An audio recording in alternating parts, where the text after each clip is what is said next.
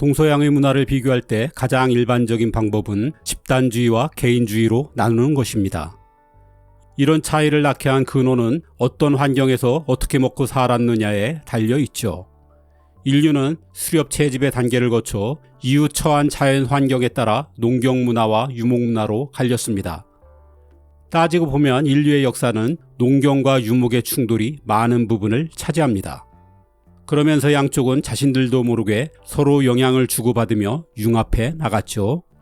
때문에 오늘날 동양이든 서양이든 농경 문화나 유목 문화로만 이루어진 사회나 국가는 없습니다. 당연히 집단주의와 개인주의만으로 형성된 곳도 없죠. 다만 그럼에도 한번 형성된 문화는 좀처럼 변하지 않는 터라 이 특성을 알아보는 건 동서양을 이해하는 데 아주 중요한 기초가 됩니다. 많은 사람에게 이미 익숙한 주제일 테지만 이 영상에선 다시 상기해본다는 차원에서 그 특성을 정리해보려 합니다. 가만 보면 동서양의 문화 차이는 사소한 것에서도 쉽게 드러납니다. 그런 것 중에 하나가 이름쓰기죠.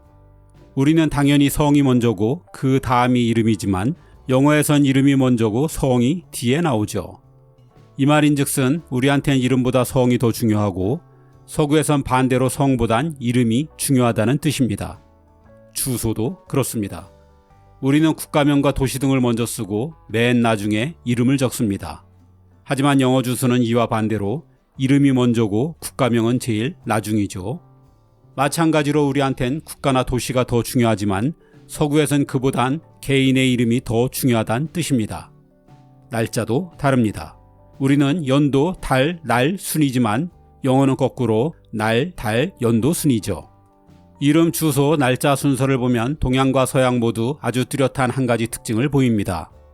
동양에선 항상 큰 단위를 먼저 쓰고 작은 단위로 넘어가는 반면 서양에선 작은 범위에서 점차 큰 범위로 넓혀 나간다는 것입니다. 즉, 동양은 공동체나 집단이 우선이고 서양은 개인이 먼저다라는 것을 단적으로 드러내고 있는 거죠. 우리가 무의식 중에 쓰는 언어에서도 우리 사회의 집단주의적 산물을 쉽게 찾아볼 수 있습니다. 우리 남편이나 우리 마누라 같은 표현이죠. 서양인들이 이런 표현을 들으면 한국은 일부일처제 사회가 아니냐며 반문하기도 합니다. 구인 광고에서 자주 보이는 함께할 가족을 모십니다라는 문구도 집단주의의 전형이지요. 잘못한 아이를 벌줄 때 우리는 집 밖에 세워두지만 서양에선 아이를 방 안이나 옷장에 가두죠. 동양에선 가족이라는 집단에서 소외시키는 게 버리디지만 서양에선 개인의 자유를 제한하는 게 버리디기 때문입니다. 좋은 건지 나쁜 건지 모르겠지만 눈치라는 능력은 동양인이 서양인에 비해 월등합니다. 동양에선 자신을 늘 타인과의 관계 속에서 파악하는 데 익숙해서 생긴 능력이죠. 그에 반해 타인을 배제하고 독립적인 자기 개념을 중시하는 서양인들은 그만큼 타인의 숨은 의도를 파악하는 능력이 떨어진다고 할 수 있습니다. 이런 집단주의와 개인주의를 낳은 농경 문화와 유목 문화는 어떻게 만들어져 어떤 영향을 미치고 있을까요? 인류가 농경을 시작한 건 대략 기원전 10,000년입니다. 수십 명의 시족 단위로 수백만 년간 수립 채집을 해온 역사에 비하면 상당히 짧은 편이죠.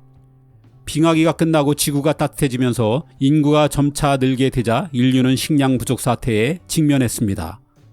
늘어난 인구를 모두 먹여 살리기엔 넓은 땅을 필요로 하는 수렵 채집은 비효율적이었죠. 그래서 시작된 게 농경입니다. 농사를 지으면 훨씬 적은 땅으로 훨씬 많은 사람이 먹고 살 수 있었으니 생존을 위한 변신이었습니다. 농사에 적합하도록 석기를 여러 형태로 갈아 사용하면서 시대도 구석기에서 신석기로 바뀌었죠.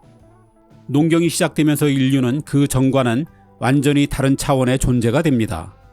우선 인류는 농사를 지으면서 처음으로 마을을 이루어 집단 거주를 하게 되었습니다. 파종, 추수, 관계 등 여럿이 함께 일하는 것이 효율이 높아 많은 사람이 먹고 사는데 유리했기 때문이죠. 이 집단 노동 사회에선 당연히 나보다는 우리의 가치가 더 높았습니다. 집단의 질서를 위한 수직적인 서열도 만들어졌고 특히 농사는 오랜 경험이 필요했기 때문에 연장자가 우대를 받는 환경도 만들어졌죠. 힘겹게 농사를 지은 생산물은 대개 가족의 공동 소유물이었습니다. 그러니 개인의 이름보다 가족 전체를 뜻하는 성이 중시된 것도 자연스러운 결과입니다. 모여 살다 보니 일의 협력뿐 아니라 지식에 대한 공유도 늘어나게 됐죠. 이 덕에 일부 능력 있는 농부는 남들보다 더 많은 농업 생산물을 갖게 되었습니다. 소위 잉여농산물이죠. 이런 사람을 중심으로 그 마을을 이끄는 부족장이 탄생하게 되고 빈부격차가 생기면서 계급이 확대되기 시작했습니다. 그리고 이런 마을이 여럿 모여 국가를 이뤘죠. 국가라는 한자를 보면 마을의 기본 단위인 가정이 확대된 형태가 나라임을 알 수 있습니다. 농업의 기본은 정착생활입니다. 매년 같은 자리에서 경작과 수확을 반복해야 하는 농업의 특성상 전쟁이나 계절 요인 등으로 자주 이동해야 한다면 국가 경제 자체가 무너질 수밖에 없습니다. 그래서 농경 국가들은 가급적 주변과 원만하게 지내야 했습니다. 농경민이 유목민에 비해 좀 더 온순한 기질을 가진 것도 이런 사정 때문입니다.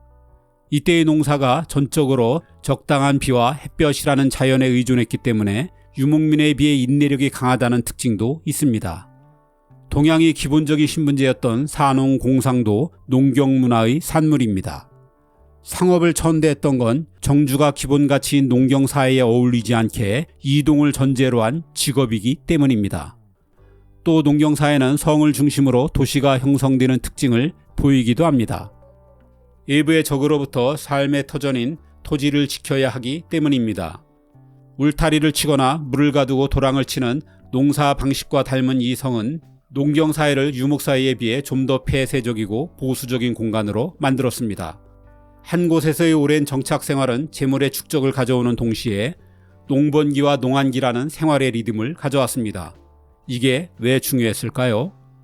잉여농산물은 인구의 증가도 가져왔지만 농한기를 통해 식량 생산 외의 활동도 할 수 있게 하였습니다. 즉 농사에서 벗어난 이 시간을 통해 토기와 직물, 토목 건축 등 기술은 물론 종교와 학문 등의 발전도 가져올 수 있었습니다. 그 덕에 고대 농경사회는 유목사회에 비해 좀 더 빨리 문명시대를 열 수 있었고 좀 더 많은 유물과 유적을 남길 수 있었습니다. 하지만 농경민의 이런 장점에도 불구하고 몇 가지 치명적인 약점도 안고 있었습니다. 무엇보다 유목민에 비해 기병이 적어 군사력, 특히 기습에 약했습니다. 중국이 무리해서 만리장성을 두른 이유이기도 하죠. 농경민들이 늘 축적해놓은 재산도 유목민들의 먹잇감이 되기 딱 좋았습니다. 게다가 농경은 현실에 대한 안주로 변화에 게을러지기 쉽다는 측면도 있었습니다. 수렵시대가 끝난 후 일부에선 유목시대를 연 사람들도 있었습니다. 농사에 어울리지 않는 척박한 땅에 사는 사람들이었습니다. 빙하기가 끝난 후 지구온난화에 적응 못한 대형 포식동물들이 멸종하고 마침 소, 말, 돼지, 양, 염소 등의 가축화가 이루어진 덕이기도 합니다.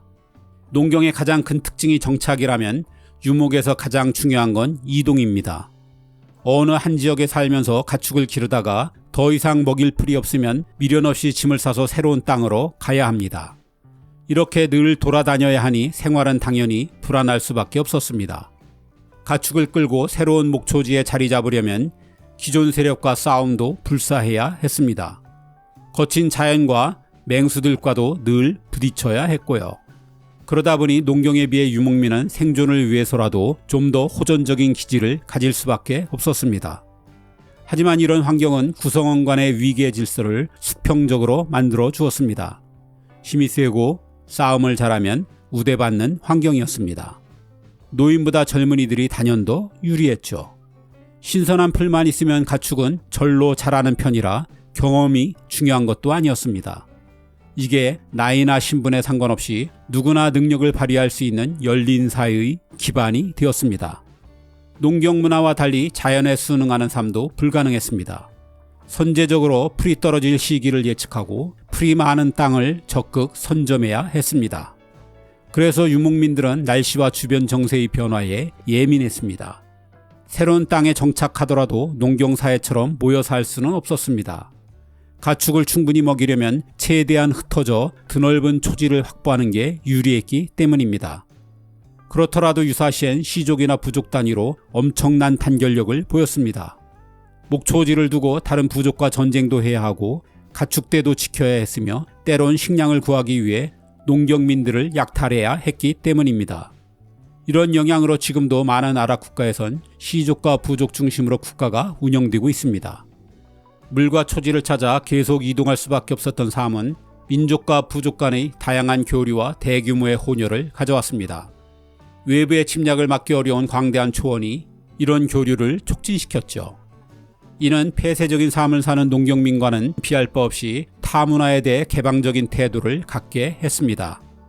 초원의 인구가 늘면 부족한 식량을 찾아 농경민에 대한 약탈에 나섰습니다. 사냥 덕에 무기 다루는 것도 익숙했고 전투 경험도 많아 전쟁에는 자신이 있었죠. 더구나 기원전 1000년경에는 사람이 탈 만한 덩치 큰 말이 나오면서 유목민들에겐 날개를 단 격이 되었습니다. 하지만 늘 인구 부족에 시달렸기 때문에 유목민들에게도 잦은 전쟁은 큰 부담이었습니다. 그래서 상업이 발전하기 시작했습니다. 부족한 식량과 생필품을 마련하기 위해 유부족과 물물 교환이나 교역을 하는 게 장기적으로 더 유리하다는 걸 알게 된 것이죠. 그러다가 점점 먼 나라들과의 무역으로 넓혀나갔습니다. 유목민들의 이런 기질이 없었다면 온갖 위험을 무릅쓴 실크로드 상인들도 없었을 것입니다. 경제적으로 보면 유목사회는 농경사회에 비해 개인적인 재화의 축적이 쉽지 않았습니다. 가축을 키우기 위해선 최대한 넓은 땅이 필요했기 때문에 가족과 천막을 제외하곤 부족 전체가 재산을 공유하는 삶이 일반적이었습니다.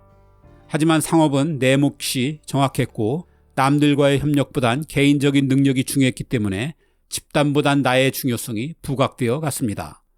상업은 협상 과정이 필수인지라 논쟁을 통한 토론 문화도 발달되어 갔죠. 농경과 목축은 종교에도 영향을 미쳤습니다. 농경 문화에선 풍수지리설이나 선앙당 등 땅을 중심으로 한 종교가 만들어진 반면 유목 문화에선 장시간의 야외 생활을 통해 하늘이나 태양과 연관된 종교가 대부분이었습니다.